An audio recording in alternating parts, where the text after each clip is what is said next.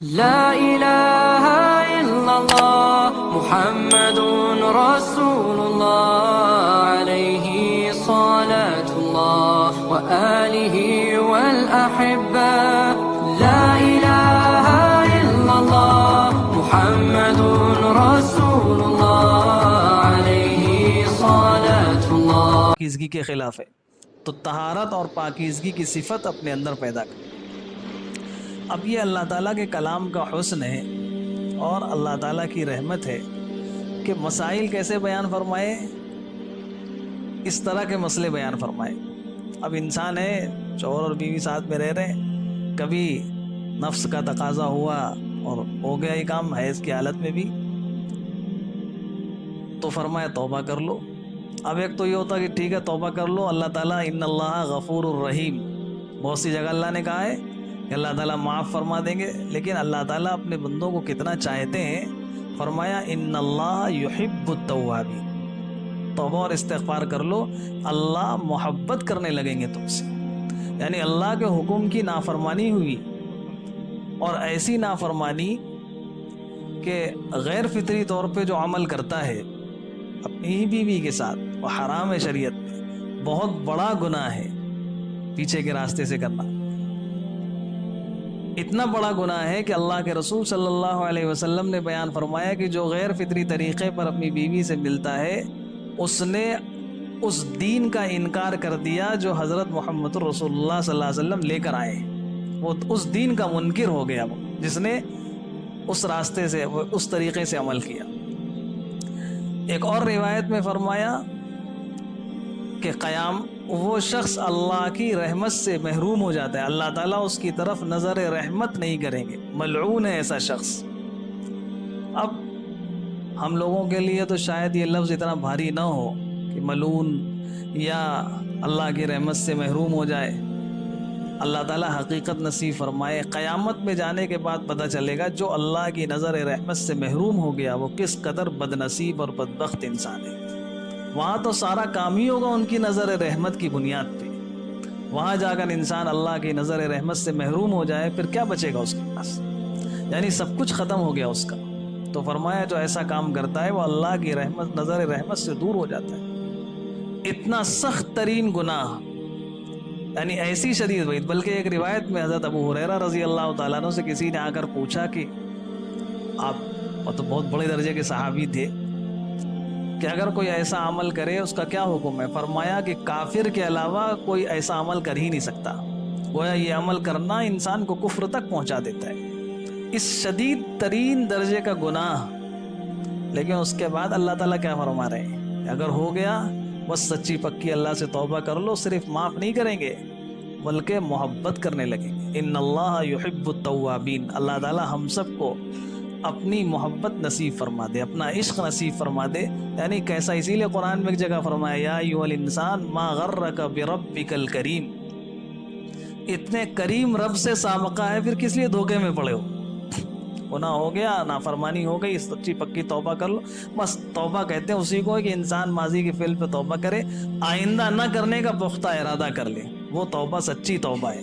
ورنہ گناہ پہ گناہ بھی کرتا جا رہا ہے اور اللہ توبہ ویسی اللہ توبہ تو اللہ کے یہاں قبول نہیں ہے۔ توبہ وہ ہے کہ انسان پختہ ارادہ کرے کہ اب آئندہ انشاءاللہ ایسی حرکت نہیں ہوگی۔ فرمایا جب خوب پاک صاف ہو جائیں تو ان کے پاس آؤ اس جگہ سے جہاں سے اللہ نے حکم دیا ہے۔ ان اللہ یحب التوابین ویحب المتطہرین، اللہ تعالیٰ محبت رکھتے ہیں، توبہ کرنے والوں کو بھی محبوب رکھتے ہیں، اور خوب پاک اور صاف رہنے، یعنی ماضی میں جو ہو گیا اس سے توبہ کر لو، اب پاکی اور صفائی کے ساتھ، طہارت کے ساتھ زندگی گزارو، اللہ تعالیٰ محبت کرتے رہیں گے۔ پھر فرمایا نساؤکم حرث لکم، تمہاری بیویاں تمہارے لیے کھیتوں کی طرح ہیں۔ جیسے کھیت ہوتا ہے تو کھیت میں کسان اپنا بیج ڈالتا ہے اور اس سے غلہ ہوتا ہے، تو ایسے ہی بیوی کے پاس آنے کا مقصد اور نیت اور ارادہ کیا ہونا چاہیے کہ اللہ اس کے ذریعے سے ہمیں اولاد عطا فرمائے، نیک صالح اولاد دے، یہ مقصد ہونا چاہیے۔ صرف محض دنیاوی لذت اور اسی کے لیے انسان وہ کام نہ کرے۔ نساؤکم حرث لکم، تمہاری بیویاں کھیتوں کی مانند ہیں، فَأْتُوا حَرْثَكُمْ أَنَّا شِئْتُمْ، لہذا جب کھیت کی مانند ہے تو جس طرح سے چاہو اپنے کھیت کے پاس آؤ، لیکن کھیت ہی پر آؤ، یعنی جہاں سے بیج ڈالو تو کچھ پیدا ہو اس جگہ سے آؤ، ایسا نہیں کہیں ایسی جگہ بیج ضائع کر دو جہاں سے کچھ پیداوار نہ ہو۔ یہ بھی شرم کی وجہ سے اللہ تعالیٰ نے ایسی تعبیر اختیار فرمائی، ورنہ سیدھے سیدھے بھی حکم دے دیتے تھے کہ اس طریقے سے مت کرو، اس طریقے سے کرو، لیکن شرم کی وجہ سے فرمایا وہ کھیت کی مانند ہے، لہٰذا اپنے کھیت میں جہاں سے چاہو آؤ، بس آؤ کھیت میں، یعنی آؤ ایسی جگہ جہاں سے پیداوار ہوتی ہو، غیر پیداوار والی جگہ میں مت جاؤ۔ وَقَدِّمُوا لِأَنفُسِكُمْ، اب چونکہ اللہ کا کلام ہے، مسائل کے ساتھ ساتھ اللہ نے فرمایا کہ اب ایسا مت لگ جاؤ کھیت میں کہ بس ہر وقت کھیت ہی میں پڑے ہو، بلکہ کچھ آخرت کی بھی تیاری کرو۔ وَقَدِّمُوا لِأَنفُسِكُمْ، آگے جانا بھی کہیں، وہاں جانے کی بھی کچھ تیاری کرو۔ وَقَدِّمُوا لِأَنفُسِكُمْ، آگے کے لیے بھی اپنے لیے کچھ بھیجو۔ وَاتَّقُوا اللَّهَ وَاعْلَمُوا أَنَّكُمْ مُلَاقُوهُ، اللہ سے ڈرتے رہو، جان لو کہ ایک دن اللہ سے ملنا ہے، تو جہاں ملنا ہے، پہنچنا ہے، قیامت آنے والی، آخرت آنے والی ہے، تو وہاں کے لیے بھی کچھ کام کرتے رہو۔ وَبَشِّرِ الْمُؤْمِنِينَ، اور جو ایسا کام کرے یعنی آخرت کے لیے بھی کچھ کرتا رہے، تو ایسے ایمان والوں کو پھر آپ خوشخبری سنا دیجیے کہ بیوی کے بھی حقوق ادا کرتا ہے، لیکن اس کے ساتھ ساتھ اللہ کا حق بھی ادا کرتا ہے، اپنی آخرت کو بھی فراموش نہیں کرتا، آخرت کو بھی یاد رکھتا ہے، آخرت کے لیے بھی کچھ کام کرتا ہے۔ یہ تو اس تعلق سے مسئلے تھے، یعنی دو باتیں، ایک تو ناپاکی کے ایام میں قریب مت جائے، دوسرے غیر فطری طریقے پر نہ کرے، دونوں بڑے گناہ ہیں۔ البتہ غیر فطری طریقے پر بیوی سے صحبت کرنا یہ بہت بڑا گناہ ہے، بہت بڑا گناہ ہے، یعنی گناہ کبیرہ میں سے بھی بڑا گناہ کبیرہ ہے۔ اللہ تمام مسلمانوں کو اس سے بچنے کی توفیق عطا فرمائے۔ بعض لوگوں کو مسئلہ ہی معلوم نہیں ہوتا، وہ سمجھتے ہیں ہر طریقے سے جائز ہے۔ اب دوسرا مسئلہ بیان فرمایا قسم کا۔ یہ قسم کا مسئلہ بھی دراصل بیوی سے ہی متعلق ہے، ایک آگے دوسرا مسئلہ قسم کا بیان کرنا ہے، اس لیے پہلے اس کو بیان فرمایا وَلَا تَجْعَلُوا اللَّهَ عُرْضَةً لِأَيْمَانِكُمْ أَن تَبَرُّوا وَتَتَّقُوا وَتُصْلِحُوا بَيْنَ النَّاسِ وَاللَّهُ سَمِيعٌ عَلِيمٌ، اور اپنی قسموں کو ڈھال مت بناؤ اس بات سے کہ تم نیک کام نہیں کرو گے، تقوی کی زندگی اختیار نہیں کرو گے، یا لوگوں کے درمیان صلح نہ کراؤ گے۔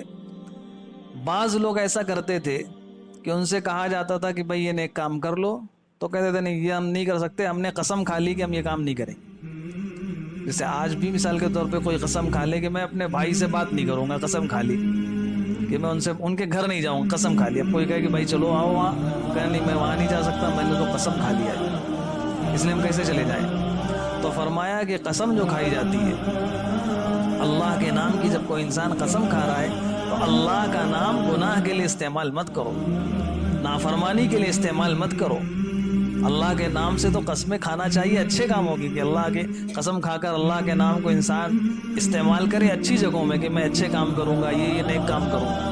برے کام کے لیے اللہ کے نام کو استعمال مت کرو، اس کو ڈھال اور آلہ مت بناؤ کہ تم نیک کام نہیں کرو گے، یا تقوی کی زندگی نہیں گزارو گے، یا آپس میں لوگوں کے درمیان صلح نہیں کراؤ گے۔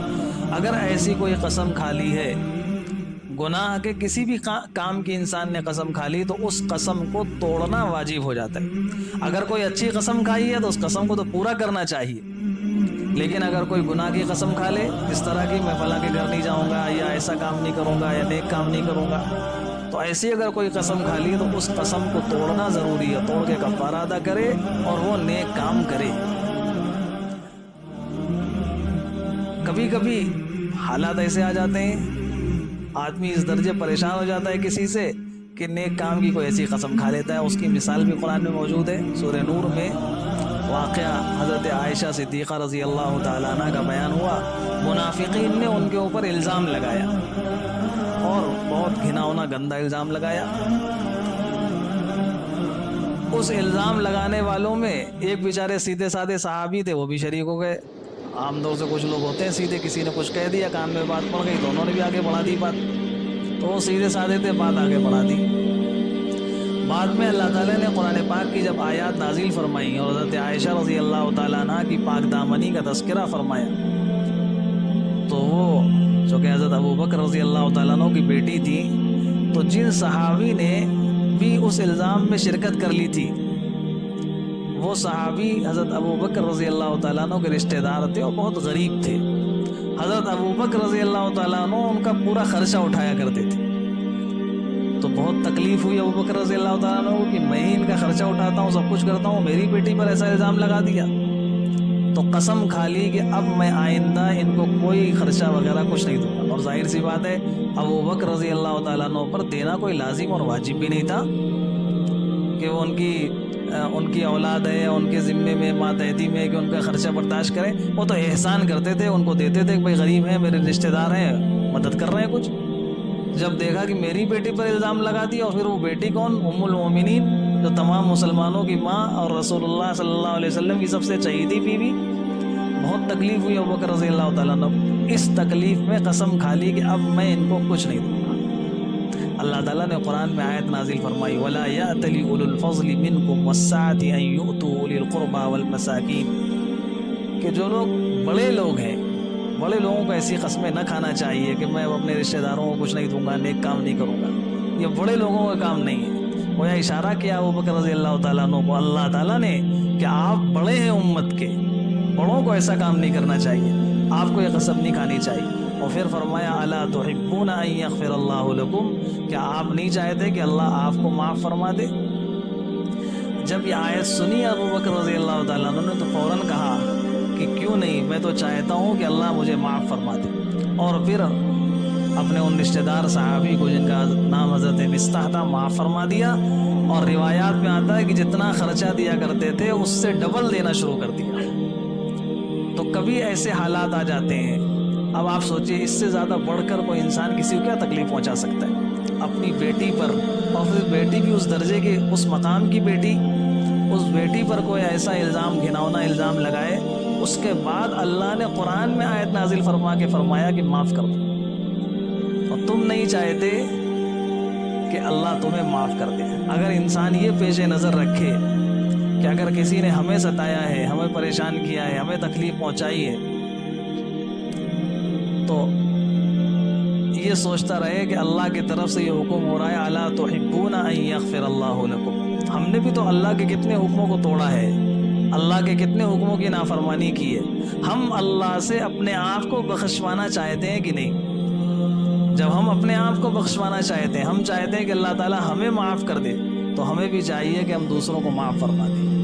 جب یہ جذبہ ہوگا تو انسان معاف فرما دے گا۔ کبھی اگر ایسی قسم بھی دھوکے سے کھا لی تو توڑ دے قسم، اس کا کفارہ ادا کر دے اور اچھی طرح زندگی گزارے۔ ایک اور واقعہ یاد آ گیا، حضرت مولانا زکریا صاحب رحمۃ اللہ علیہ کا، سنایا بھی شاید آپ لوگوں کو۔ حضرت مولانا زکریا صاحب رحمۃ اللہ علیہ، ان کے یہاں کتب خانہ تھا سہارنپور میں، جنہوں نے فضائل اعمال کتاب لکھی، اور ان کے چچا تھے حضرت مولانا یحییٰ صاحب، ان کا اصل میں کتب خانہ تھا اور حضرت بھی بیٹھتے تھے وہیں۔ تو ایک خادم تھا، وہ بار بار گڑبڑیاں کرتا تھا، وہ کہتے تھے ایسے کام کرو، غلط کر دیتا تھا۔ تو ایک دن مولانا زکریا صاحب رحمۃ اللہ علیہ نے غصے میں فرمایا کہ تم کو کتنا بھگتوں، بار بار کہتا ہوں پھر وہی کام کرتے ہو، بار بار کہتا ہوں پھر وہی کرتے ہو، تم کو کتنا بھگتوں؟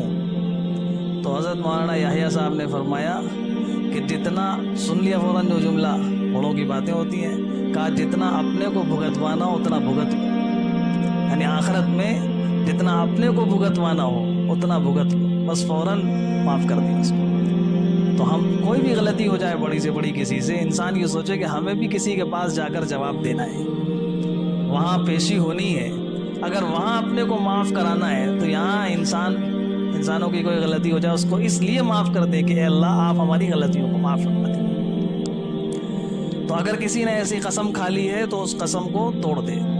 واللہ سمیع علیم، اللہ سنتے بھی ہیں اور جانتے بھی ہیں۔